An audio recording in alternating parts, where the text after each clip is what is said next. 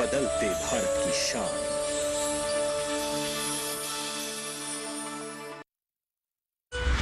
Invest once and enjoy guaranteed maturity with life cover with LIC's Dhan Varsha, a single premium plan for your family's security and prosperity.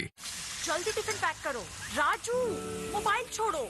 अरे दीदी वो bank का number चाहिए, refund ही नहीं आया है। मिल गया। अब भी कॉल करता हूँ दीदी।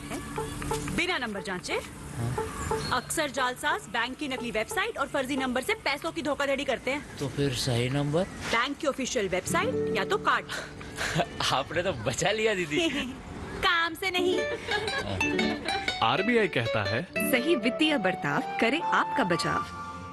कृषि विशेष की प्रायोजक है LIC, हर पल आपके साथ।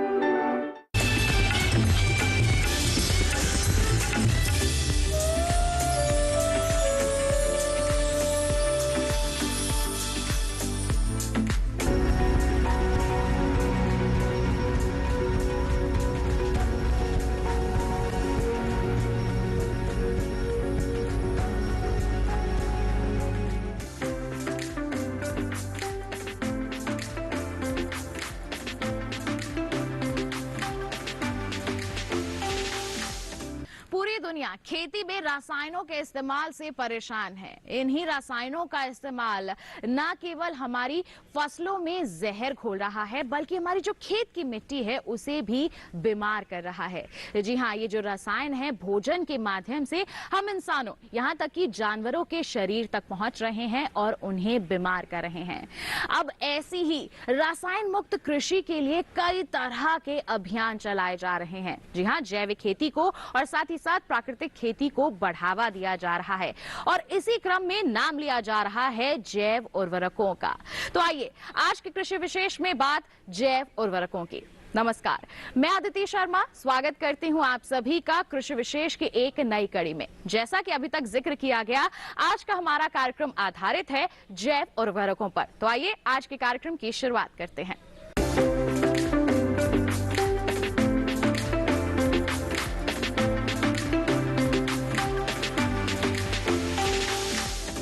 जैव उर्वरक वास्तव में इतने सूक्ष्म होते हैं कि केवल इन्हें सूक्ष्मदर्शी के माध्यम से ही देखा जा सकता है। ये सूक्ष्म जीवी हवा में, मिट्टी में और पानी में यानी कि हमारे पर्यावरण में उर्वरता प्रदान करते हैं। आपकी जानकारी के लिए बता दें कि 1 ग्राम मिट्टी में इनकी जो संख्या है वो कई करोड़ तक हो सकती है।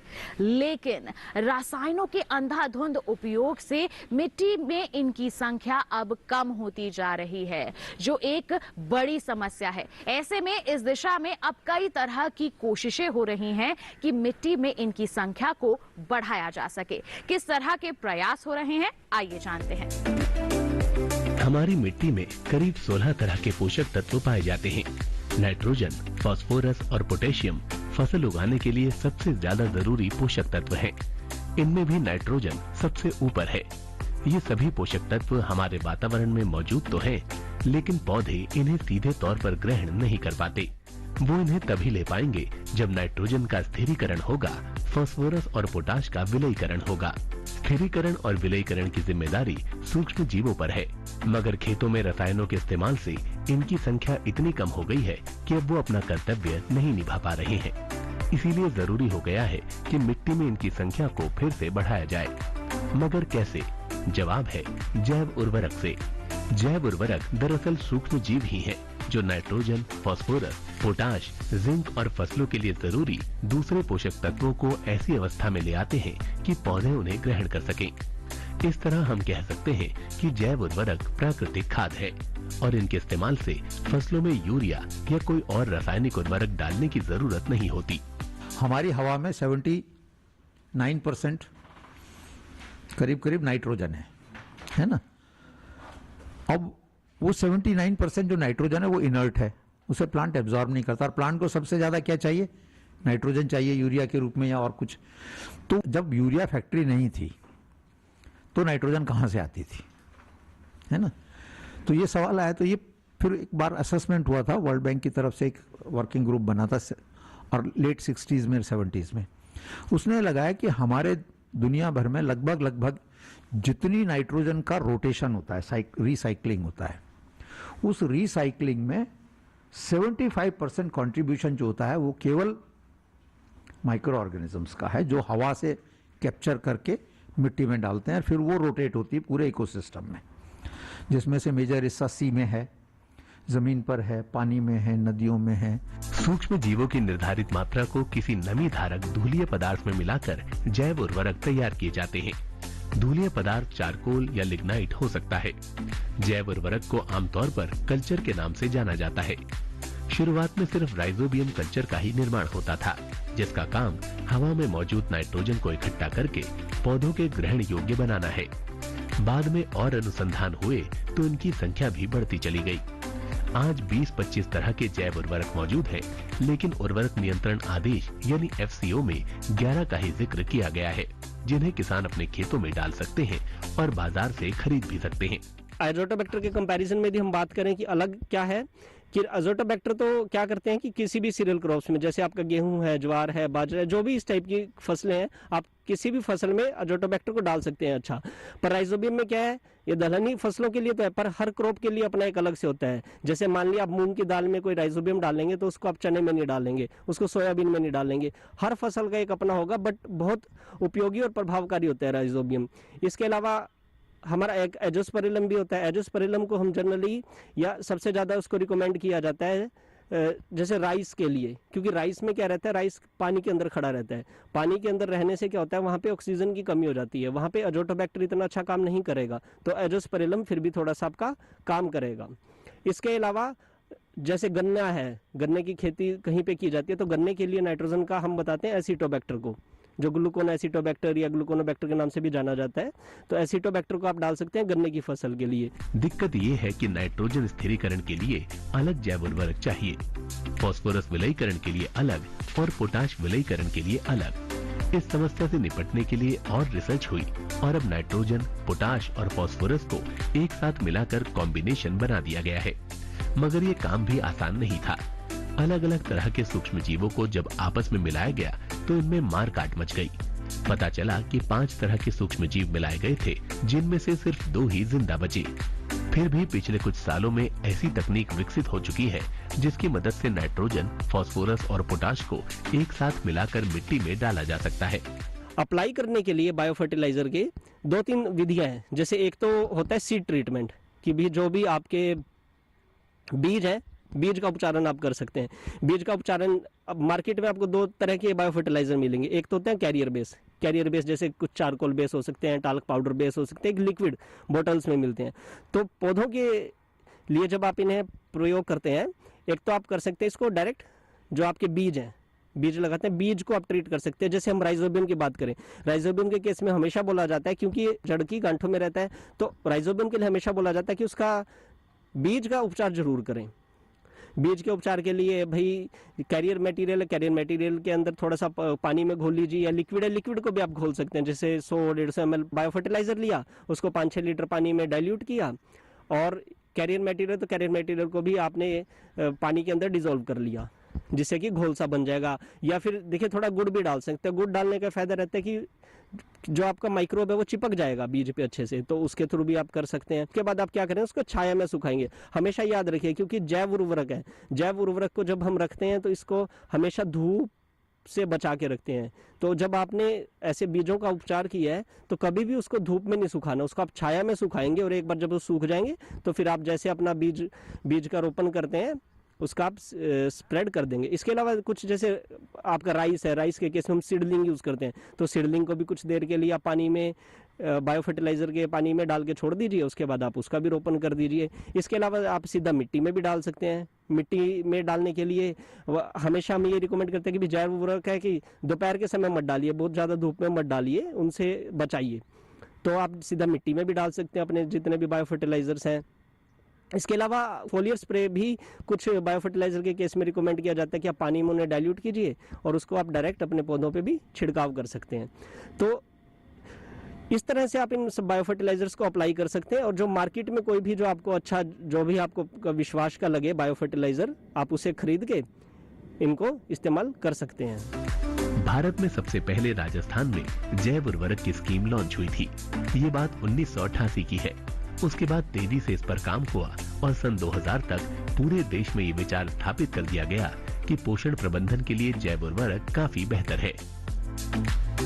जैव उर्वरकों का काम केवल पोषण प्रबंधन तक ही सीमित नहीं है, बल्कि अध्ययनों से पता चला है कि ये फसलों को कई तरह के दबावों का सामना करने के लिए सक्षम बनाते हैं।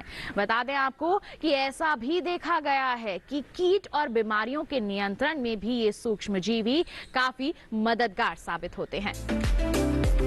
अच्छी फसल के लिए 3 बातें जरूरी है: अच्छा पोषण, अच्छी बढ़वार और पौध सुरक्षा। पौध सुरक्षा में कीटों और बीमारियों से बचाव के अलावा मौसम की मार से हिफाजत भी जरूरी है। अब ये बात स्थापित हो चुकी है कि फसलों के पोषण और बढ़वार में जैव उर्वरक मददगार हैं। हाल ही में ये भी बात सामने आई है कि कुछ सूक्ष्म जीव कई तरह की बीमारियों के खिलाफ रसायन उत्पन्न करते हैं और सूखे से भी फसल को बचाते हैं। अभी रिसेंटली एक नई कैटेगरी बायो फर्टिलाइजर्स में आई है, which helps them in withstanding the stresses. Now, ऐसे बहुत सारे बैक्टीरिया भी रिसेंटली आइडेंटिफाई किए गए हैं। अगर उनको सॉइल में आप कर दें तो प्लांट में क्या है, drought tolerance, even the tolerance against certain abiotic activities, उसको रेजिस्ट करने की स्ट्रेंथ बढ़ जाती है। अभी रिसेंटली तो even some of the micro organisms are there which creates some chemicals which provides the induced resistance into the plants against certain diseases. तो ये इस तरह की कैटेगरी हो गई बायो फर्टिलाइजर्स की। बट अभी तक इसमें क्या है, लास्ट वाली कैटेगरी जो है वो थोड़ा सा रिसेंट है और अभी प्रोडक्ट फॉर्म में मार्केट में नहीं है। बट जो फर्स्ट 3 कैटेगरीज है, प्लांट ग्रोथ प्रमोशन के लिए, सॉल्युबलाइजेशन के लिए और nitrogen fixation, they are well established और इंडस्ट्रियली एक सक्सेसफुल टेक्नोलॉजी के रूप में कंट्री में चल रही है। जैव उर्वरक के अलावा जैव कीटनाशक भी किसानों में तेजी से लोकप्रिय हो रहे हैं। हकीकत तो ये है कि जैव उर्वरक पहले आए और जैव कीटनाशक बाद में। इसके बावजूद जैव कीटनाशक किसानों के बीच ज्यादा तेजी से लोकप्रिय हुए। आज के समय में जैव कीटनाशकों का बाजार जैव उर्वरक के मुकाबले 3 गुना हो गया है और एशिया में ये 25% की सालाना दर से बढ़ रहा है। जैव कीटनाशक दरअसल कीट के शरीर को संक्रमित कर देते हैं, जिससे उसकी मौत हो जाती है, जबकि रासायनिक कीटनाशकों के साथ ऐसा नहीं है, बल्कि बहुत से कीटों ने तो अपने अंदर ऐसी प्रतिरोधक क्षमता विकसित कर ली है कि अब कोई रासायनिक कीटनाशक उन पर काम ही नहीं करता। तो जो प्रोडक्ट इस तरह के बने जो लिविंग माइक्रो ऑर्गेनिजम्स से थे, उनको हमने बोला बायोपेस्टिसाइड्स। ये कितने तरह के होते हैं, फंजाई से हो सकते हैं, बैक्टीरिया के हैं, वायरस हैं, निमेटोड्स हैं, प्रोटोजोअन्स हैं, और ये प्लांट प्रोटेक्शन के लिए आते हैं, complementing the management in protection, then reduce the number of sprays. तो ये इस तरह के मतलब इसके बहुत सारे बेनिफिट हैं और कॉस्ट भी बहुत कम होती है इनकी। और बायोपेस्टिसाइड सबसे अच्छा क्या है कि प्रिवेंटिव में अगर आप इसको इस्तेमाल करें तो कम से कम कॉस्ट में आपका मैनेजमेंट बहुत अच्छा होता है। अभी हम आमतौर पे ऑर्गेनिक में भी यही बात कहते हैं कि कोई भी मेथड करे तो preventive measures are the best approach. अब पेस्ट आने के बाद सोचेंगे तो फिर मुश्किल हो जाता है, फिर तो आपको बंदूक की गोली चलानी पड़ती है। बट ऑर्गेनिक में हम उस स्टेज का इंतजार नहीं करते, हम प्रोफाइलैक्टिक मेजर्स ज़्यादा इस्तेमाल करते हैं, प्रिवेंटिव मेजर्स ज़्यादा इस्तेमाल करते हैं, तो ये उसके हिसाब से बहुत अच्छे होते हैं। अब ये कि बायोपेस्टिसाइड्स का जो है कितना बड़ा मार्केट वर्ल्ड में होगा और क्या बेनिफिट है, सबसे बड़ा बेनिफिट तो इनका यही है कि एनवायरमेंट फ्रेंडली है, कोई इनका साइड इफेक्ट नहीं होता और ये टारगेटेड होते हैं, किसी पर्टिकुलर पेस्ट के अगेंस्ट इस्तेमाल करते हैं, दूसरे ऑर्गेनिजम्स के ऊपर इनका कोई इम्पैक्ट नहीं होता। फिर क्या है, जो एक कॉमन प्रॉब्लम है, पेस्टिसाइड डालते हैं तो पेस्ट जो है रेजिस्टेंस डेवलप कर लेता है ओवर द ईयर्स। जैसे आप देखिए यूपी में व्हाइट ग्रब है, कितना रेजिस्टेंट हो गया है, अब कुछ भी डाल दीजिए वो मरता ही नहीं है। तो इनके साथ ये सबसे बड़ी प्रॉब्लम है कि रेजिस्टेंस डेवलप नहीं होती, इसके अंदर टॉक्सिसिटी नहीं है ना। और दूसरा ये है कि जो हमारी कन्वेंशनल प्रैक्टिसेस में है, साइड इफेक्ट्स के रूप में जो रेसिड्यूज के रूप में जो इम्पैक्ट आता है वो भी इनमें बिल्कुल ना के बराबर होगा। जैव उर्वरक केवल प्रयोगशाला में बनाए जा सकते हैं, मगर जैव कीटनाशक आप भी बना सकते हैं। ट्राइकोडर्मा सबसे ज्यादा पसंद किया जाने वाला जैविक कीटनाशक है। इसके बाद स्यूडोमोनास का नंबर है। वैसे हमारे देश में 10 जैव उर्वरक ऐसे हैं जिन्हें बनाने के लिए लाइसेंस की जरूरत नहीं है। हाँ, उन्हें बेचने के लिए आपको राज्य प्रशासन से लाइसेंस लेना होगा। ये हमारे यहाँ एक under the essential commodities act एक रेगुलेशन है फर्टिलाइजर कंट्रोल ऑर्डर 1986। हमारे ये जो बायो फर्टिलाइजर्स मैंने लिस्ट लिखी है, करीब 10 बायो फर्टिलाइजर्स इसमें हैं, वो इसके थ्रू रेगुलेट होते हैं। इस रेगुलेशन की स्पेशलिटी यह है कि अगर आप मैन्युफैक्चरिंग कर रहे हैं तो आपको लाइसेंस की जरूरत नहीं है। बिना लाइसेंस के आप मैन्युफैक्चरिंग फैसिलिटी लगा सकते हैं, बट जब आप बेचने जाएंगे, सेल करेंगे, तो आपको हर स्टेट के फर्टिलाइजर कंट्रोलर से रजिस्ट्रेशन लेना पड़ेगा, सेल्स परमिशन लेनी पड़ेगी। तो अगर आप एक स्टेट में हैं तो वहां पे आपको उस स्टेट के लिए लेना पड़ेगा, तो मार्केटिंग अगर आप दूसरी स्टेट में करते हैं तो फिर आपको दूसरी स्टेट में करना पड़ेगा। कुछ स्टेट ने तो ये भी कर दिया है कि अगर आपकी मैन्युफैक्चरिंग उस स्टेट में नहीं है और आप दूसरी स्टेट में जाके बेचते हैं तो उसके हर डिस्ट्रिक्ट से भी आपको सेल परमिशन लानी पड़ती है। फसलों में डाले जा रहे कीटनाशक बहुत खतरनाक हैं। ये एक बार मिट्टी में पहुंच गए तो भी सैकड़ों साल तक वहीं पड़े रहते हैं। वैसे धीरे धीरे ये मिट्टी से निकलकर हमारे शरीर में प्रवेश कर रहे हैं। सभी बायो फर्टिलाइजर्स में नॉर्मली अब 4 पैरामीटर की जरूरत है। पहले 8 पैरामीटर 9 पैरामीटर होते थे, अभी केवल 4 पैरामीटर रह गए। एक तो ये है कि टोटल वायबल काउंट जो बैक्टीरिया का है, मतलब कितने 1 ग्राम में कितने बैक्टीरिया लाइव फॉर्म में होने चाहिए, वो है 5 × 10⁻⁷। ये जो 10⁻⁷ है आप समझते होंगे सब, मतलब 10⁻⁷ का मतलब 1 के आगे 7 जीरो लगा दो, इतनी हो गई। तो ये 5 × 10⁻⁷, ये अगर सॉलिड में है और लिक्विड में है तो 1 × 10⁸। इतनी पॉपुलेशन होनी चाहिए, प्योर फॉर्म में होनी चाहिए, कोई कंटेमिनेशन दूसरा माइक्रो ऑर्गेनिज्म प्रेजेंट नहीं होना चाहिए। सॉलिड लिक्विड है तो उसमें पीएच 6.5 से 7.5 कुछ में, और कुछ में 5 से 8 तक भी है ना। और चौथा कैरेक्टर जो होता है कि उस बैक्टीरिया का एफिशिएंसी कैरेक्टर होता है, वो हर बैक्टीरिया का अपना अलग अलग है। जैसे राइजोबियम का होता है तो उसको देखते हैं, अगर आप प्लांट पे लगाएंगे तो प्लांट की 45 दिन में जो ड्राई वेट है वो 25% ज़्यादा आना चाहिए। ये उसका टेस्टिंग मेथडोलॉजी है। अज़ोटोबैक्टर में है कि कितना नाइट्रोजन वो फिक्स करता है 1 ग्राम ऑफ सुक्रोज अगर वो यूटिलाइज करे तो। इसी तरह एजोस्पाइरलम, पीएसबी, केएसबी सबके अपने अपने अलग अलग कैरेक्टर हैं। ऊपर वाले पैरामीटर सब में सेम है, नीचे वाले पैरामीटर हर बैक्टीरिया के अपने अलग अलग होते हैं। हमारे साइंसदान भी इस पर मेहनत कर रहे हैं। उन्होंने ऐसे सूक्ष्म जीवों का पता लगाया है जिनके डालने से 20 महीनों के अंदर कीटनाशक डिग्रेड हो जाता है, चाहे कितना भी जिद्दी क्यों ना हो। हालांकि कुछ कीटनाशक ऐसे हैं जिनका तोड़ अभी तक नहीं निकाला जा सका है। जैव उर्वरकों का जो बाजार है वो काफी बड़ा है। विश्व भर में इन्हें काफी पसंद किया जा रहा है। जिस तरह से चिंता जाहिर की जा रही है कि खेती को रसायन मुक्त किया जा सके, इसके लिए तो बता दें कि जैव उर्वरकों का भविष्य काफी उज्जवल है। आइए इसी से संबंधित जानकारी आप तक पहुंचाते हैं। बायो फर्टिलाइजर सारी दुनिया में है। हालांकि संयुक्त राज्य अमेरिका और यूरोपीय देश हमसे काफी आगे हैं। फिर भी भारत में इनका चलन और किसानों के बीच स्वीकार्यता लगातार बढ़ रही है। 2019 के आंकड़े बताते हैं कि दुनिया में इनका बाजार 53 करोड़ अमेरिकी डॉलर से भी ज्यादा हो गया है। एशिया के अंदर basically there are 2 major players in bio fertilizer. One is the China. पहले हम इंडिया सबसे बड़ा था, अभी चाइना थोड़ा हमसे आगे निकल गया है। तो करीब $150 मिलियन US के आसपास का उनका मार्केट है, और हमारा करीब 100 से 110 से 115 मिलियन डॉलर के आसपास का। ये 2020-21 के डेटा पे है हमारा। पर फिर भी अभी जैसे नॉर्थ अमेरिका मेनली, जिसमें यूएस है, और Europe, they are much ahead of us while they are using only 1 or 2 types of nitrogen fixing biofertilizer, while we produce so many variety of biofertilizers, but still we are far off from them. तो ये देखिए, इसमें यहाँ करीब करीब हमारा जो total production था 2 लाख टन के आसपास का था, है ना, 19-20 में। और उसके अंदर जो शेयर था वो लगभग पीएसबी सबसे ज़्यादा है, फिर उसके बाद दूसरे वाले हैं। अज़ोटोबैक्टर सेकंड नंबर पे है, जो स्पाइरलम है, देन राइजोबियम है। अभी रिसेंटली ऑफ लेट जो वैम है, ये बहुत तेजी से मार्केट कैप्चर कर रहा है। और बड़ी इंटरेस्टिंग बात है कि हमारे कंट्री में हम 2 लाख टन के आसपास का बायो फर्टिलाइजर का प्रोडक्शन कर रहे हैं, इतनी इंडस्ट्री है, but majority of the usage is restricted only to the southern part of the country. ऐसा नहीं कि फर्टिलाइजर कंजम्पशन वहाँ कम है इसलिए होता है, नहीं, वहाँ जो प्रमोशन हुआ, जो एक्सटेंशन एक्टिविटी है, वो इंटीग्रेटेड एग्रीकल्चर की तरफ इंक्लाइंड ज़्यादा थी। उस वजह से बायो फर्टिलाइजर का यूसेज देखिए, तमिलनाडु बहुत बढ़िया यूसेज है, तमिलनाडु, कर्नाटका, केरला में जबकि बहुत कम है, फिर आपका महाराष्ट्र, तेलंगाना, इन स्टेट्स में बायो फर्टिलाइजर का यूसेज ज़्यादा है। इसीलिए अगर आप देखेंगे 60% जो है वो ऑलमोस्ट सदर्न स्टेट्स में है, फिर नॉर्थ में केवल 12-13% है, वेस्ट में करीब करीब 20% है, और ईस्ट साइड तो ऐसा है जो लगभग ना के बराबर है, 1% के करीब शेयर है।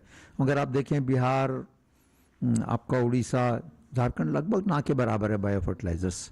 अनुसंधानों से पता चलता है कि जैव उर्वरकों के इस्तेमाल से फसलों को 30% तक कम पानी की जरूरत होती है। यही वजह है कि सूखे की स्थिति में जैव उर्वरक पौधों को सहारा देते हैं। अनुसंधान अभी भी जारी है। ज्यादातर जैव उर्वरक पाउडर के रूप में है, लेकिन अब तरल उर्वरक भी बाजार में उपलब्ध हैं। अपनी खासियत की वजह से तरल उर्वरक किसानों के बीच ज्यादा लोकप्रिय हो रहे हैं। सूखे पाउडर के मुकाबले तरल की शेल्फ लाइफ ज्यादा होती है और इनकी बहुत कम मात्रा पर्याप्त होती है। अभी जो लेटेस्ट टेक्नोलॉजी का जो इनोवेशन हुआ है बायो फर्टिलाइजर में, वो है ये लायोफिलाइज्ड। ये पाउडर्ड फॉर्म के अंदर लायोफिलाइज्ड फॉर्म में आ गया। लायोफिलाइज्ड फॉर्म आपने कभी देखी है? कभी घर में अगर आपको ब्रेड बनानी है तो आप बाजार से ईस्ट लाते हैं, ना, ग्रेन्यूल्स के रूप में आती पतले, वो लायोफिलाइज्ड है। तो जिस टेक्नोलॉजी से वो ईस्ट ग्रेन्यूल बनाया, उसमें लाइव ईस्ट है, उसका पानी निकाल दिया गया है, पानी निकाल के एकदम ड्राई फॉर्म में कर दिया, वो मरी नहीं है वो। आप उसको डालिए पानी में, थोड़ी देर में रिवाइव हो जाती है। तो वही टेक्नोलॉजी अभी बायो फर्टिलाइजर्स में भी आ गई है। बहुत सारी इंडस्ट्री हैं जिन्होंने इसको शुरू किया है। प्लस पॉइंट इसका ये है, वॉल्यूम बहुत कम हो गया। जहां आपको 10 किलो चाहिए वहां ये आपको 10 ग्राम चाहिए। और दूसरा जो मेजर इंपैक्ट है इसका, वो ये है कि शेल्फ लाइफ बहुत ज्यादा है। नॉर्मली सॉलिड की शेल्फ लाइफ होती थी 6 से 8 महीने, 12 महीने मैक्सिमम।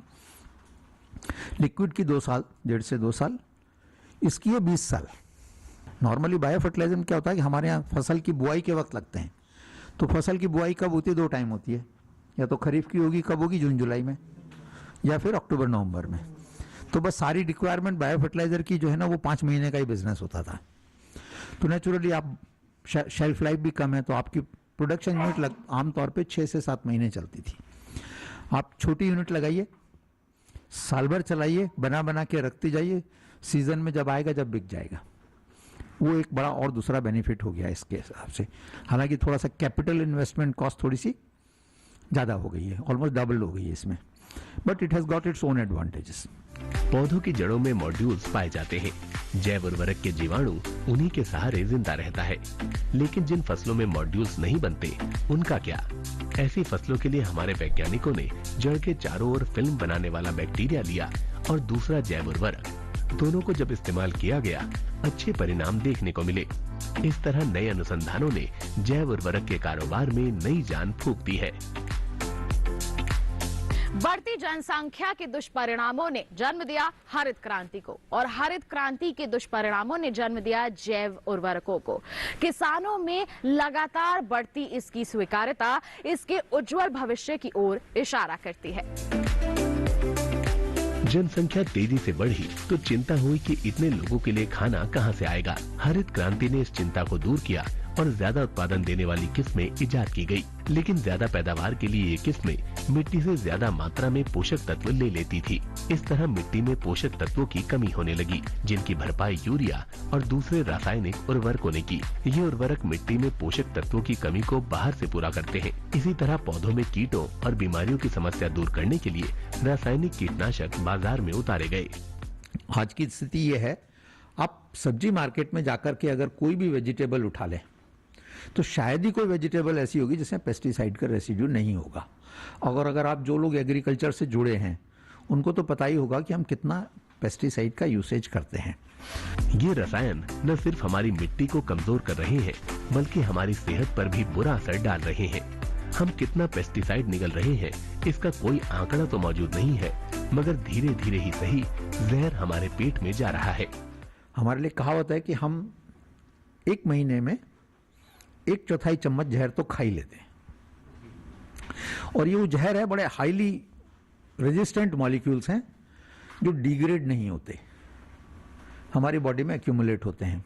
पहले ये माना जाता था कि कोई भी पेस्टिसाइड हुआ अगर हम उसको 15 दिन के बाद पेस्टिसाइड स्प्रे के या 20 दिन के बाद करेंगे तो वो शायद डिग्रेड हो जाता है, क्योंकि वो टेस्ट से करो तो same molecule was not detectable after certain time. Similarly after cooking also it was considered कि अगर हमने कोई भी फूड 80 डिग्री पे कुक किया से अबाउट फॉर 15-20 मिनट्स तो पेस्टिसाइड डिग्रेड हो जाता है, क्योंकि हम जब HPLC से टेस्ट करते हैं that particular molecule is not detectable. तो हम मान के चलते थे कि हमारी कुकिंग हैबिट बड़ी अच्छी है, अगर पेस्टिसाइड आ भी रहा है तो वो डिग्रेड हो जाएगा. बट अभी रिसेंट रिसर्चेस ये कहती हैं कि वो पेस्टिसाइड जब डिग्रेड होके 2 मॉलिक्यूल में कन्वर्ट हो रहा है या 3 मॉलिक्यूल में कन्वर्ट होता है, half of the time those molecules are more dangerous than the original molecule and they are more stable. अब now there are so many diseases now which is coming up, which we have never heard of, and malignancy, cancers. These are also attributed to the indiscriminate usage of chemicals and the residues in our food. बढ़ती आबादी का पेट भी भरना है, रसायनों से छुटकारा भी पाना है. जैविक खेती और प्राकृतिक खेती इसका अच्छा विकल्प है, मगर समस्या ये है कि रासायनिक खेती के मुकाबले इनका उत्पादन कम है. विशेषज्ञों का मानना है कि अगर कुछ तरीके अपनाएं तो ये भी प्रचलित विधियों के बराबर कमाई दे सकती है, मगर इस स्थिति तक पहुंचने के लिए कुछ समय चाहिए होता है. जब हम ऑर्गेनिक करेंगे तो उनका रिप्लेसमेंट क्या होगा? जैसा मैंने कहा कि बेस्ट ऑर्गेनिक एग्रीकल्चर तो वो है जहां आप बाहर से कुछ ना खरीदें, आपके पास जो फार्म पे रिसोर्स है उसी रिसोर्स को बेस्ट यूटिलाइज करके आपको लेना है. बट शुरुआत में शायद नहीं हो पाता ऐसा, है ना, तो हमें दूसरे इनपुट्स की भी जरूरत पड़ती है. साइंटिफिकली बहुत सारे इम्प्रूवमेंट भी हो गए इनपुट्स बनाने, जैसे कंपोस्ट देखिए कितने तरह की कंपोस्ट अब बनने लगी, है ना. वर्मी कंपोस्ट तो अपने आप में हमारी जो है ना, सब कंपोस्ट के अंदर सबसे सक्सेसफुल कंपोस्ट वर्मी कंपोस्ट ही है, जो कमर्शियल लेवल पे भी आ गई. उसमें क्वालिटी इंप्रूवमेंट्स हुए. फिर इसी तरह से बायो फर्टिलाइजर्स आए. बायो फर्टिलाइजर्स आपको पता ही होगा माइक्रोबियल इनपुट्स हैं, माइक्रो ऑर्गेनिज्म को कल्टीवेट करके हम बायो फर्टिलाइजर्स को बनाते हैं. जंगलों के अध्ययन ने जैव उर्वरकों की परिकल्पना को मजबूती दी. दरअसल वनों में किसी तरह के रसायनों का इस्तेमाल नहीं होता, फिर भी वहाँ शानदार हरियाली होती है. वो इसलिए होती है कि वो जो इकोसिस्टम है क्लोज इकोसिस्टम है, सब कुछ वहीं ग्रो होता है और सब कुछ वहीं गिर जाता है और फिर वहीं से रिसाइकल होकर के वापस इकोसिस्टम में चला आता है. तो वहाँ पे देखा गया कि इवन फास्फोरस, पोटाश, जिंक, इस तरह के जो एलिमेंट्स हैं वो भी धरती से माइक्रोबियल एक्टिविटी से सॉल्युबलाइज होके आते हैं. जब ये बात पता चली तो देखा गया कि बहुत सारे ऑर्गेनिजम्स हैं जो फास्फोरस को सॉल्युबलाइज कर लेते हैं, बहुत सारे ऑर्गेनिज्म जो पोटाश को मोबिलाइज करते हैं, सॉल्युबलाइज करते हैं, उस तरह जिंक को भी कर सकते हैं. तो फिर उन माइक्रो ऑर्गेनिज्म को भी आइडेंटिफाई किया गया और फिर एक कंसेप्ट बना कि ये जो माइक्रो ऑर्गेनिजम्स हैं अगर हम इनको एक प्रोडक्ट के रूप में दें और उनको मिट्टी में डालें, सीड के साथ लगाएं, तो इनका न्यूट्रिएंट मोबिलाइजेशन में अच्छा रोल हो सकता है. तब ये कंसेप्ट जनरेट हुआ बायो फर्टिलाइजर्स. जैव उर्वरकों पर लगातार अनुसंधान हो रहे हैं और ये अनुसंधान रसायन मुक्त खेती की उम्मीदों को मजबूती प्रदान कर रहे हैं. तो किसान भाइयों बहनों, ये था हमारा आज का कार्यक्रम कृषि विशेष, जिसमें हमने जैव उर्वरकों को करीब से जाना. उम्मीद करते हैं ये तमाम जानकारियां आपके लिए फायदेमंद साबित हुई होंगी. साथ ही आपको बता दें कि अगर आप हमारे साथ जुड़ना चाहते हैं, कोई सुझाव हम तक पहुंचाना चाहते हैं, तो आप हमें पत्र लिख सकते हैं. पता है हमारा कृषि विशेष, कमरा number 59A, CPC Doordarshan, Khelgaon, नई दिल्ली 110049. और साथ ही आप हमें ईमेल भी कर सकते हैं. ईमेल आईडी है krishivishesh@gmail.com. तो इसी के साथ आज के लिए इतना ही. अगले अंक में हम फिर होंगे हाजिर. तब तक के लिए दीजिए इजाजत, लेकिन आप बने रहिए दूरदर्शन के साथ पर. नमस्कार.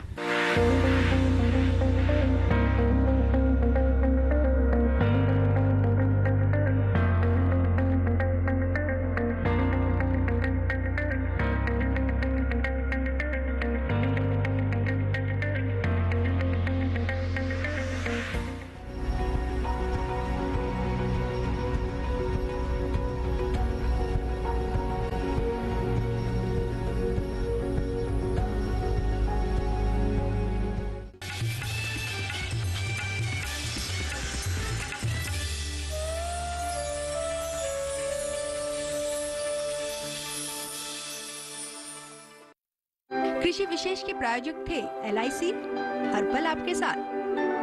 Come on boys, let's go practice. अरे रुक यार, मेरे बैंक अकाउंट में गलत एंट्री का प्रॉब्लम हो गया है। अरे तो बैंक को कंप्लेन करना। बैंक को लिखे 1 महीना हो गया है, बट वो गूगली पे गूगली डाले जा रहा है। तो RBI के बैंकिंग लोकपाल को इन्फॉर्म करो। रुक, मैं समझाता हूँ।